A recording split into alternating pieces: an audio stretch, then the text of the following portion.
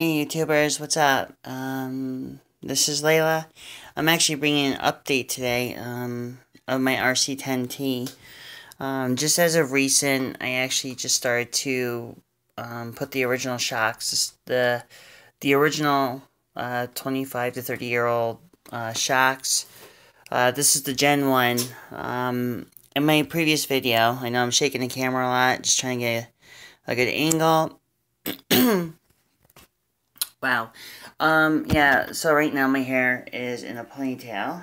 Hair's a little messed up from being up kind of late, but in a way I'm not.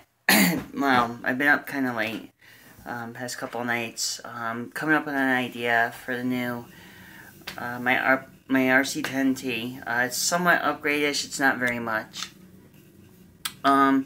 As a matter of fact, the reason why I have this assembled right now is, to be truthful, I actually did a no-no. Well, me and another, my RC10T met another 10T, a 10T4, and strange enough, this being a probably well over close to a 30-year-old kit, surprisingly, this is what happened.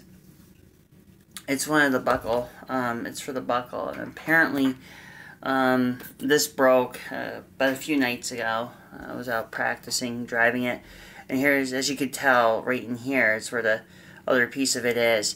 Funny thing is right now, I know I'm kind of tired, but you know I'm dealing with the days and the strides, and coming up with better ways to improve the RC10T. I was just looking for something to wipe my hand because I had a little bit of damp oil dripped on me. So these are going to go bye-bye, along with this one. I'm replacing all of them. The same thing I'm going to do for the back. As a matter of fact, I'm replacing them all. I'm going to replace the buckles here and here and in the front. Not going to bother too much with the steering. I actually went to Home Depot. I have right in here is a Valenian VXL 3S. It's a waterproof. It's what they use for the marine boats. Also have the Valenian Traxxas, which is a brushless motor. As a matter of fact, I had to do some customization.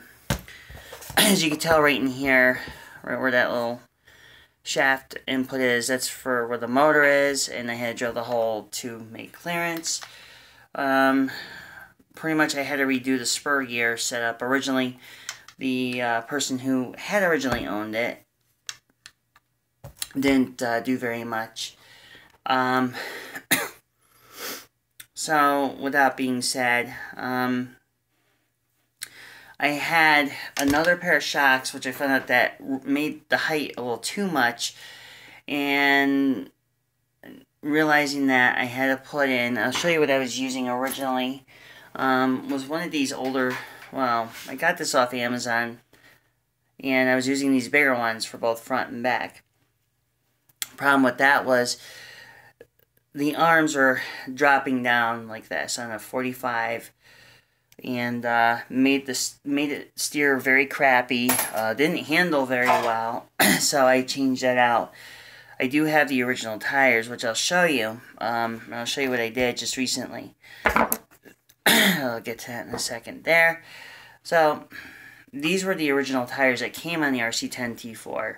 Like I said, pretty much this entire thing right here is all Gen 1. With a few modifications here and there, different 18.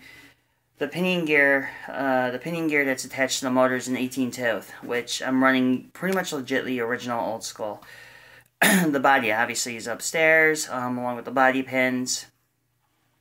As you can tell, I know this old girl is starting to thin out a little bit up top, but you know, I've been around the block, and I'm getting to that point in my life now where it's like I'm just tired. I actually ran the other day as my original Clodbuster. Ran that, but once you get hooked on this, an RC10T, an original, hopping it up, getting it ready and going, you don't want to go back to Tamiya. Put it that way. Now, I have the original old school rims. Now I'm going to put this aside. The end of the week, I should have all the parts for this, the new parts, put in the new buckles, and I should have it up and running again. Hopefully I can get a GoPro at some point, and I could show you guys would get the first-hand experience of the RC10T in action, which is yet to come. Alright, what I did originally is I actually removed both tires. I removed the original stocks, which the fronts had one of the original fronts too, as well as for the front rims, which came with this kit. However, the tires were warped and they had to get replaced. Well, plus there was one of these had a bit of a problem issue. As if you can tell what I mean by warped, you put the plastic rims on. You had this little, like, it's got like a little bit of a warp edge to it. Actually, a lot of a warp edge. And I didn't want to run it with that being said, so couldn't find the other tire. Thought I was going to run it stock, or the original way of it, and be done. Well, I decided to one-up it. So I can get rid of these tires.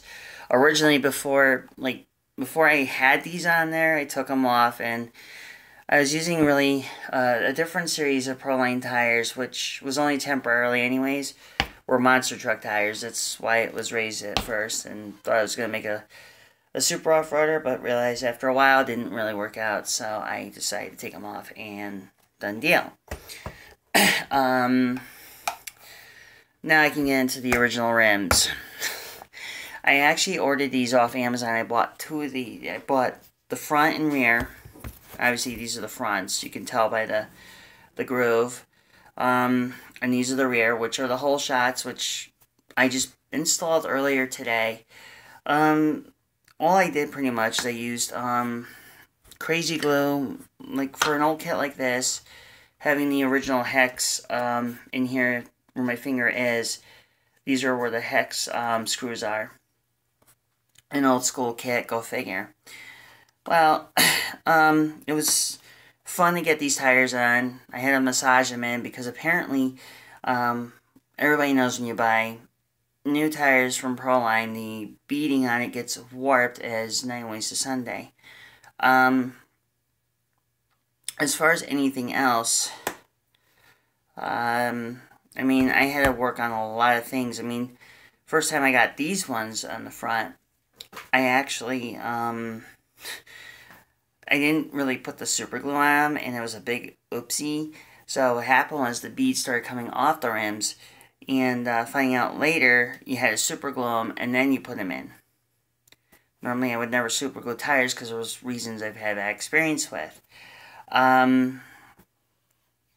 So pretty much everything I've done so far to this point, I'm pretty much reverting it back to an original vintage. Only exception is the new tires, the Vanillion, the new turnbuckles, or the new turnbuckles and the new buckles are going to go on. I pretty much had to replace the majority of it. I had to find a servo big enough, and as you can tell, I'll just move the tires out of the way here. I got this at a local hobby shop. Just got it like Hobby Town, USA. Simple server, but this has a metal gear setup, so hard steering, you don't fry the gears. However, too, in my other videos, I know I don't talk very much about my video gaming as much, but I decided to bring up a topic of the RC10T, which I'm fighting now, and I'm happy it's getting together. For the most, the only thing I had to do is, for now, when I get it all dialed in, as far as like the shocks, which I actually put in, and this is helpful, which the seasoned drivers normally do in RC races. Let me find something here to wipe the my hand a little bit here. Yeah, I'll use a trash bag, or plastic bag, I mean. Anyways, I know my floor's a mess because of a lot of model building and everything else and whatnot. But set all that aside, I actually got into for the shocks for when I'm using for the cold weather. I'm using a super heavy duty 4-stroke lawnmower SAE 30 oil, which is good for the fall for the cold weather. Then in the springtime, the talk is now is I'm probably gonna start getting involved with the vintage racing. I'm gonna probably get into that. Hopefully, I can have like an actual live footage of the GoPro. If I can do a GoPro with it, that's fine. If not, then I have to have somebody hold the camera and do the actual video footage. Pretty much everything else right now for this particular vintage type, which is going to stay all strictly vintage. Pretty much decided to go with that direction. Just new tires. And they're actually set up in the right position. I actually saw a video and I found it very interesting, and some of the people have said, and this comes without saying, people who actually build the Team Associated, they put in stuff like, you know, they put the treads on backwards and stuff like that. And it's true, a lot of times, I mean, if you know that they're directional, that's one thing. If you can use the common sense. Being that says, as far as anything, I know that doesn't really mean anything. I mean, I just put the tire, you can put tires any way you want. You don't necessarily have to do it with the green dot. But I've always done it that way. Because I used to actually work in a tire shop years ago.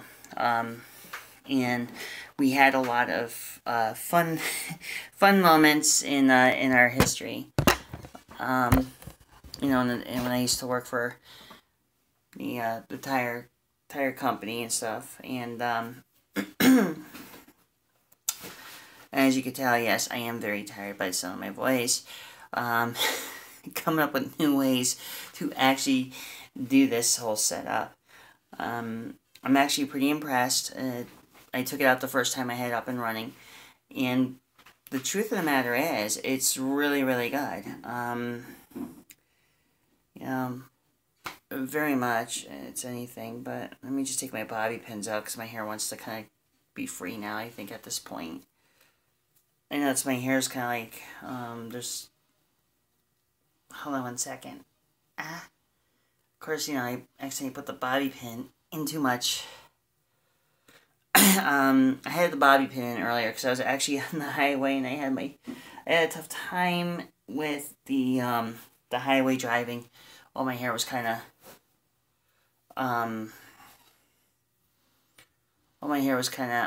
getting in the way and got in my eyes. I should have YouTubed the video yesterday. I actually did I know I have to wash my hair. I mean, it's all scraggly right now, but I have to do more stuff. I forgot what I was about to say. Oh yeah, I was driving and all my hair gets in my face, like side over here. I've gotten my eye poked out quite a few times with my actual. I had gotten my eye poked out with my own hair, and it's, well, came close to it a few times. And I mean, pretty much like you see behind me, as you can tell, right behind me is a lot of interesting stuff. I mean, just mostly junk. But it's stuff like our tools, you know, like tools, hardware, Allen wrenches, sockets, you know, the whole thing. A lot of us, I actually have my own drill press, a small one, and we have a big one out in the corner, which, if I need to ever make anything for this, for the 10T, I can always do it. I mean, I've done in my years of in the workforce and everything else, I can actually make new parts if I wanted to. However, I can't make turnbuckles, so I don't have the proper machine for that. So that's the only thing I lack in right now. The other thing I also want to point out is, and this goes, and I'll be pretty much honest and short to the point here. When you start, if you ever come across an RC10 first gen, it's very hard to find one. I was fortunate enough to actually get this one, and I have the body upstairs. The body is original. It's pretty much it's two-tone. The hood's painted gold, but the rest of the body's painted black, and it's really old kit. It's 1980s. It's still in good condition, but the paint, on the other hand, wasn't so good. So I'm actually keeping that body style to keep as a true vintage as much as I possibly can. With me and older RC cars, when I was actually a young girl, I actually took a liking to vintage, and I never once had an issue with them.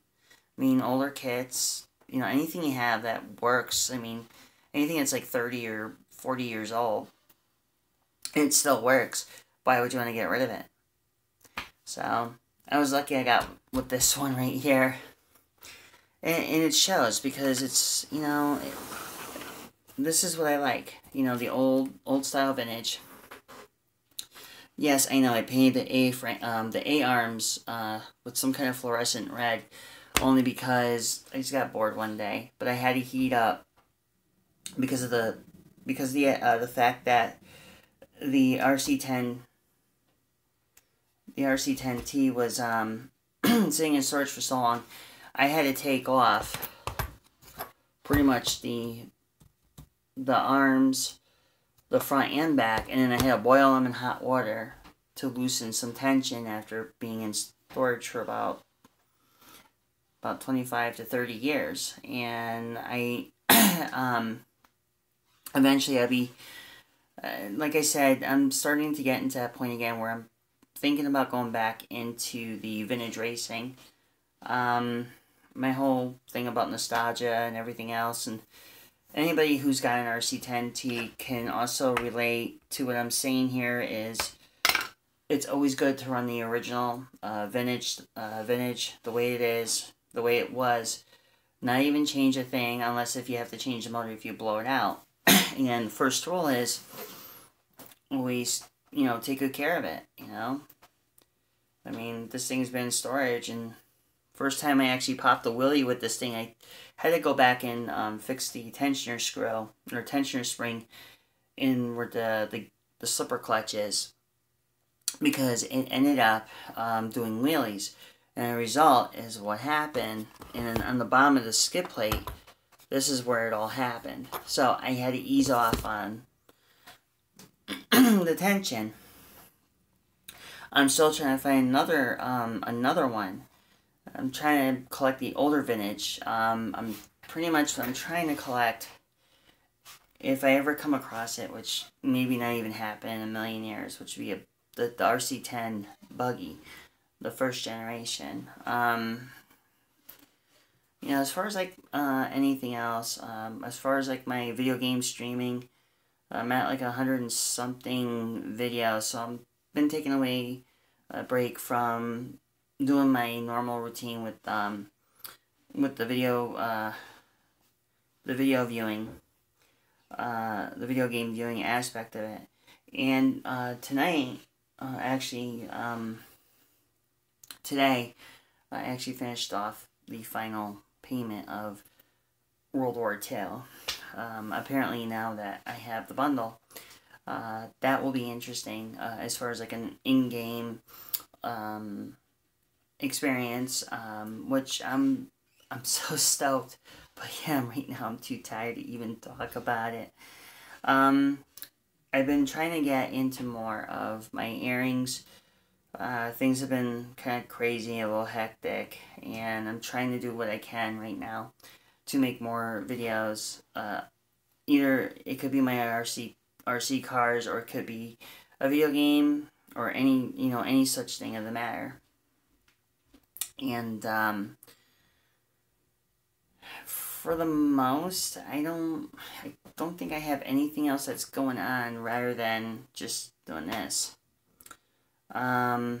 Hopefully by the end of the week, you're gonna see this vehicle get re-put back together, and hopefully by then it should be in a good standing, as far as pretty much new, you know, whatever I can replace new. So this way I have no more problems, and there's no other issues that are going to happen shortly after that. But hopefully tonight, I know maybe, I'm thinking like in a few minutes I'm going to be airing probably Doom. I mean, I could do Dark Souls 3, but you know, how many people are really watching stream of Dark Souls 3? And the other thing is too is that by getting the World War II Call of Duty bundle, they gave me it's going to come with a zombie figure, you know, some exclusive stuff that is nice when you pre-order. I mean, I'm a history buff, but I figure why not get a game that actually is like going to be decent and actually enjoyable versus a 5-minute playthrough with Modern Warfare, which was not Modern Warfare, Advanced Warfare, which was like really down to earth garbage. Yeah, my friend had gotten Infinite Warfare, and she stopped playing it because of she just didn't like it. I mean, we'll just see what happens as my videos come through. And I like to thank 2 new people who actually, this doesn't go without saying, but I have 2 people I have to thank personally for pretty much sticking by me for the majority of